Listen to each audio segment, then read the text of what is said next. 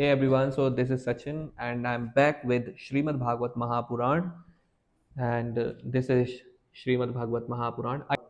I'm continuing with my journey of Srimad Bhagavad Mahapuran. Now there is a beautiful story for the people like us. जो अगली कहानी है उसमें सनकादि ऋषि नारद जी को एक बहुत ही बढ़िया प्रसंग सुनाएंगे। उसमें वो बताएंगे कि वो कहते हैं कि जो सत्य से दूर हैं, माता पिता की निंदा करने वाले हैं, तृष्णा मीन्स लालच के मारे हैं, और आश्रम धर्म मीन्स एज पर like whatever age we have we do have आश्रम धर्म, जैसे वानप्रस्थ गृहस्थ इस टाइप से हैं, अपने आप में मतलब ईगोइस्टिक हैं, दे बोस्ट अबाउट देमसेल्व्स ओनली। ऐसे लोग भी श्रीमद् भागवत महापुराण को सुनकर लाभ प्राप्त कर सकते हैं। और कलयुग में तो सप्ताह यज्ञ की महिमा है। Means in this Kalyug, in the time that we all are living in this time period, we have 7 days provision of Shrimad Bhagwat Mahapuran. और कब सुनाई थी मैंने आपको पहले वीडियो में बताया, जहाँ से स्टार्ट करते हैं श्रीमद् भागवत महापुराण। आगे वो कहते हैं कि जो शराब पीने वाले हैं, ब्रह्म हत्या करने वाले हैं, गोल्ड की चोरी करने वाले हैं, गुरु स्त्री गमन करते हैं, विश्वासघात करते हैं, ये 5 महापाप करने वाले भी, और छल छिद्र से परायण है, मीन्स छल छिद्र ही है उनकी लाइफ, क्रूर हैं, पिशाचों के समान निर्दयी हैं, पिशाच है, और ब्राह्मणों के धन से पुष्ट होने वाले हैं, ब्राह्मणों का धन खाने वाले हैं। अब आप जन्म से ब्राह्मण हैं पर आप कर्मों से दुष्ट हैं, तो भगवान ही आपका मालिक है। ऐसे लोग भी तर सकते हैं, ऐसे लोग भी फायदा ले सकते हैं, ऐसे लोग भी भगवान की प्राप्ति कर सकते हैं, अच्छे बन सकते हैं श्रीमद् भागवत जी को सुनकर। आगे वो कहते हैं कि जो मन वाणी और कर्म से भी पाप करते हैं, कभी अच्छा सोच ही नहीं सकते, और मलिन है मन से, मीन्स कपटी है मन से, दुष्ट हैं, हमेशा गंदा सोचने वाले हैं, ऐसे लोग भी सप्ताह यज्ञ से पवित्र होते हैं। मीन्स 7 दिन कथा सुनकर ध्यान से सुने, डिवोशन के साथ सुने, अच्छे से सुने, तो पवित्र हो सकते हैं। आगे नारद जी को वो कहते हैं कि आख्यान सुनाया है, जिसको मैं आपको शॉर्ट में सुनाता हूँ और यहाँ से भी चीज़ें लूँगा।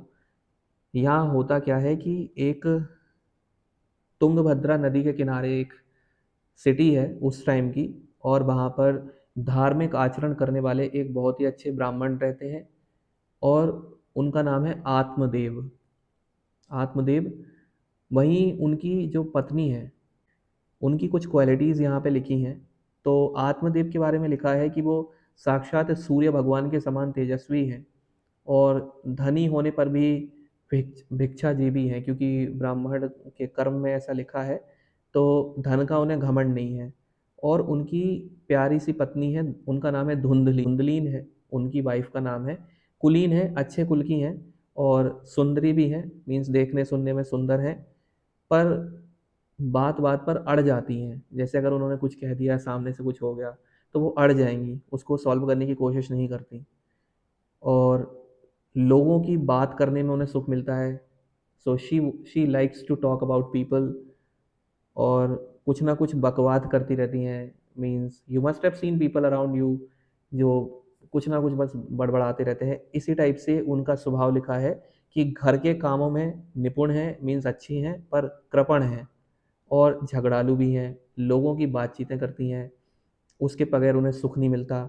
आगे चल के लिखा है कि दोनों ब्राह्मण दंपति, means both husband and wife, are living very peacefully and with love, there is no fight among them, and they have everything.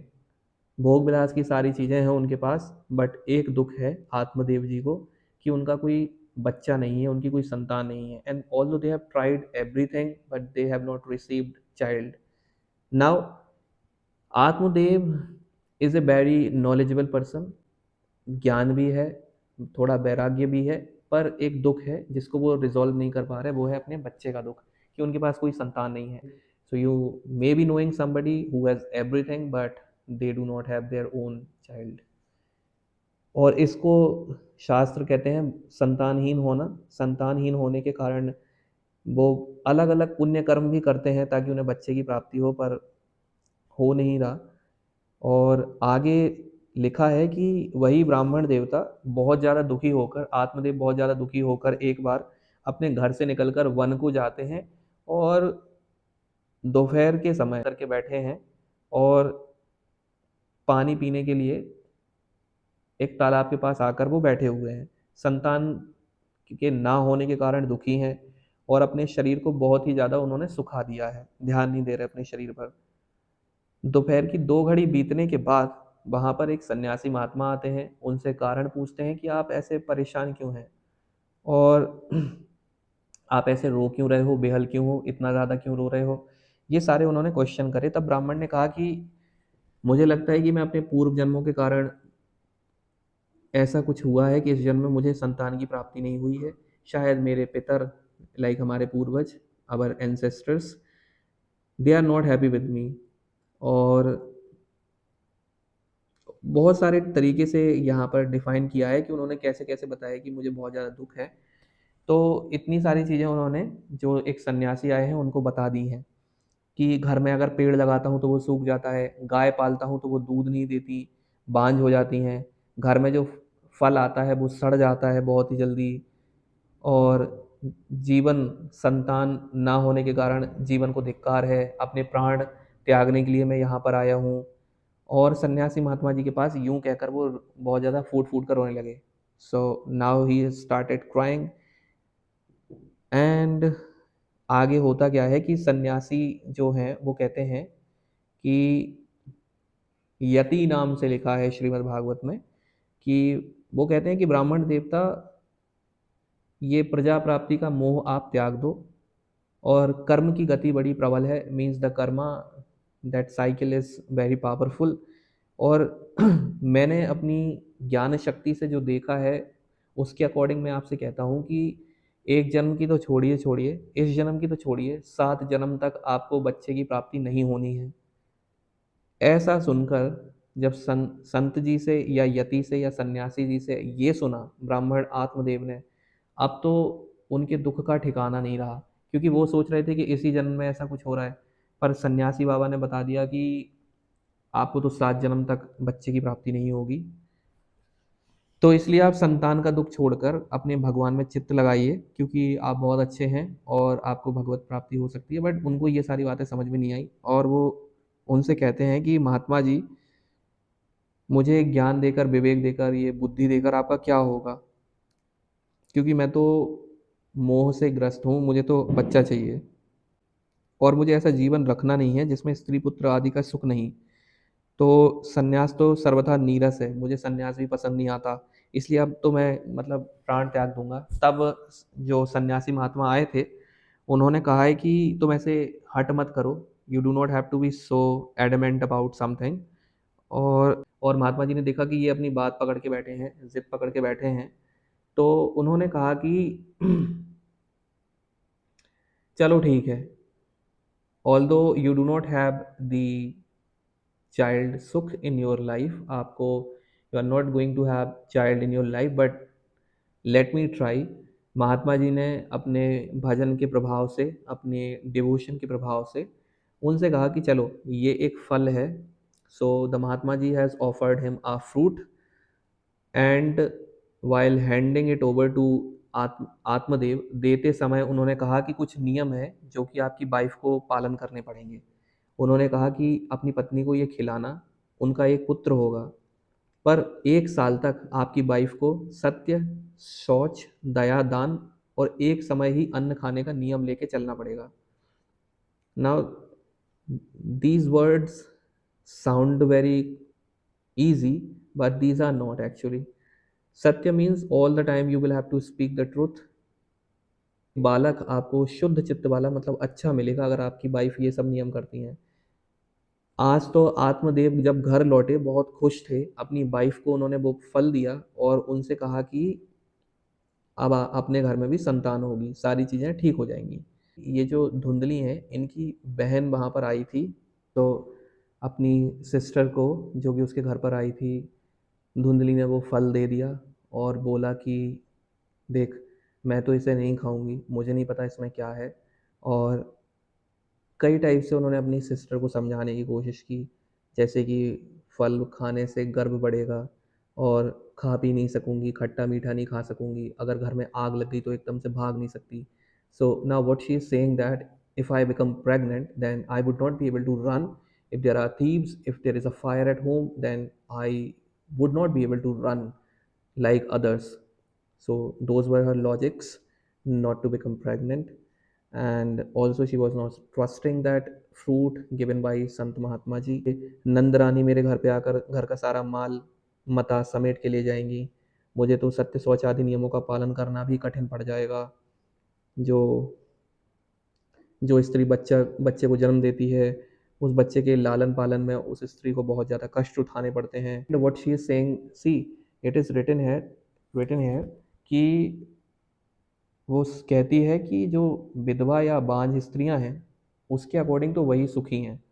सो बंध्या बा विधवा नारी सुखिनी चेती में मति ही, ऐसा श्लोक यहाँ पर लिखा है कि मेरे हिसाब से तो ये ज़्यादा सुखी हैं, which is again wrong. So you all can understand this is how she was thinking. That's why her name is धुंधली। जो सिस्टर उनके घर पर आई हैं, इनकी बहन जो आई है, वो कहती है कि एक युक्ति करते हैं, लेट्स डू वन थिंग। मैं प्रेग्नेंट हूँ, मेरा बालक होगा, मैं वो तुम्हें दे दूंगी, अगर तुम थोड़ा बहुत धन दे दोगी मेरे हस्बैंड उसमें सेटिस्फाई हो जाएंगे। आगे क्या करेंगे, 6 महीने के अंदर मैं बोल दूंगी कि मेरा बालक खत्म हो गया, और नित्य प्रति means every day I will come to your home, I will is the like planning that both of them did. And now from now onwards जो धुंधली है वो एक्टिंग करने लग गई कि वो प्रेग्नेंट है। और कुछ टाइम के बाद इनकी बहन को बच्चे, बट इसके बीच में एक और स्टोरी थी। बहन ने एक और दिमाग दिया था धुंधली को कि धुंधली एक काम करो, ये जो संत महात्मा जी ने आपको फ्रूट दिया है इसको चेक करने के लिए whether this really has something, give it to the cow that you have at your home. जो गैया बंदी है अपने घर पे उसको दे दो, देखते हैं कि गाय को बच्चा होता है या नहीं। So what happens is like with in 3 months गाय को एक मनुष्याकार बच्चा होता है, और वो सर्वांग सुंदर है, दिव्य है, निर्मल है, और सुवर्ण की सी कांति वाला है, मीन्स जस्ट लाइक गोल्ड ही लुक्स लाइक। गाय को एक इंसान का बच्चा होना, I mean even to this day that is like beyond our imaginations. तो ये समाचार जहाँ जहाँ फैला, as soon as this story went viral, people started coming at their home. सब लोग आपस में कहने लगे कि वाह, आत्मदेव तो बहुत सुखी हो गए, पहले बच्चा नहीं हो रहा था, गाय को भी नहीं हो रहा था, अब तो गाय को भी इंसान का बच्चा हो गया, और धुंधली को तो हो ही गया है क्योंकि उसने अपनी बहन से वो बच्चा ले लिया है और सारी प्लानिंग कर रखी थी।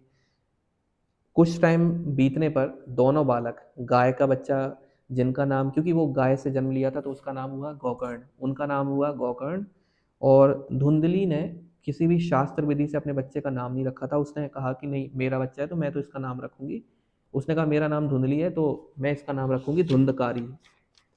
Now what happens is Gokarna जो कि गाय के बच्चे हैं, वो बहुत ज़्यादा शालीन है, शास्त्र संपन्न है, और भगवत भजन करने वाले हैं, नियम से चलने वाले हैं। व्यभिचार करना ये सारा कुछ वो नहीं करते, बट इसके अपोजिट है धुंधली का वो लड़का धुंधकारी, वो सब कुछ करता है, जुआ खेलता है, मम्मी पापा को परेशान करता है, उनसे धन लेता है, अगर नहीं देते तो मार पीट के वो घर से लेके जाता है सामान, घर का सामान बेचता है, फिर पैसे लेता है, फिर जुआ खेलता है, फिर हार जाता है। ये सब उसका काम था। और आगे होता क्या है कि चोरी करता है। कि ये क्या करता था कि जो छोटे छोटे बच्चे थे तो ये दूसरों के बालकों को खिलाने के लिए गोद में लेता था और उन्हें चट कुएं में डाल देता था। और यहाँ गोकर्ण बहुत अच्छे हैं, जो मैंने आपको सारी चीज़ें बताई हैं वैसे गोकर्ण हैं। अब तो जो पापा आत्मदेव जी हैं वो एक दिन बहुत रोते हैं और कहते हैं कि हाय, सारी घर की संपत्ति इसने स्वाहा कर दी, मुझे भी मारता पीटता है, और पहले मेरे पास संतान नहीं थी तो मैं दुखी था, बट अब संतान हुई है तो दुखी हूँ। शायद वो संत महात्मा सही कहते थे कि जब उनके पिताजी ऐसा सोच रहे थे और प्राण देने के लिए फिर से जाने लगे, उसी टाइम पर परम ज्ञानी गोकर्ण जी, जो कि गाय से जिनका जन्म हुआ था उस फल को खाने से, वो वहाँ आते हैं और अपने पिताजी को वैराग्य का उपदेश करते हैं, जिस वैराग्य के लिए आत्मदेव जी ने, जब वो संत उनसे मिलने आए तब मना कर दिया था। आज एक बहुत अच्छा श्लोक गोकर्ण जी ने अपने पिताजी के लिए कहा था कि देहे स्थित मानस रुधिरे अभिमतिम त्यज त्वम जाया सुतायादिषु सदा ममताम में पश्यानिशम जगदिदम क्षणभंगुनिष्ठम वैराग्य राग रसिको भवभक्ति निष्ठ। गोकर्ण जी ने कहा था कि पापा, पिताजी, ये शरीर हड्डी मांस रुधिर का एक पिंड है। इसको मैं means I am Sachin this and that ये मानना छोड़ दीजिए और संसार को रात और दिन क्षण भंगुर समझकर आप भूल जाएं, क्योंकि जब रात, अगर हम रात में सो के जाग गए अगले दिन तो वो हमारे लिए दिन है, वरना वो रात कभी, वो तो हमारे लिए लास्ट रात हो गई। और अपने पापा को भक्ति भजन करने का मार्ग दिया है और साधुओं की सेवा करने के लिए भी कहा है, भोगों की लालसा से दूर रहने के लिए कहा है। इस टाइप से अपने बच्चे की वाणी से प्रभावित होकर आत्मदेव जी ने घर छोड़ा, वन की यात्रा की। और यहाँ लिखा है कि ऑल्दो उनकी एज उस टाइम पे जब ये गोकर्ण जी ने उन्हें उपदेश किया 60 साल की हो गई थी, फिर भी बुद्धि में पूरी दृढ़ता थी। और मतलब means he was able to grasp it, he was able to go ahead with that plan कि अब नहीं रहना घर पे। भागवत के दशम स्कंद का पाठ करने से भगवान श्री कृष्ण चंद्र को वो प्राप्त करते हैं, ऐसा लिखा है। दसम स्कंद श्रीमद् भागवत महापुराण का वो स्कंद है, I mean that is that chapter where most of the things about Shri Krishna has been defined. उनका जन्म, उनका अवतार, उनकी सारी लीलाएं। दसम स्कंद the devotees of Shri Krishna जो कि भगवान श्री कृष्ण को बहुत मानते हैं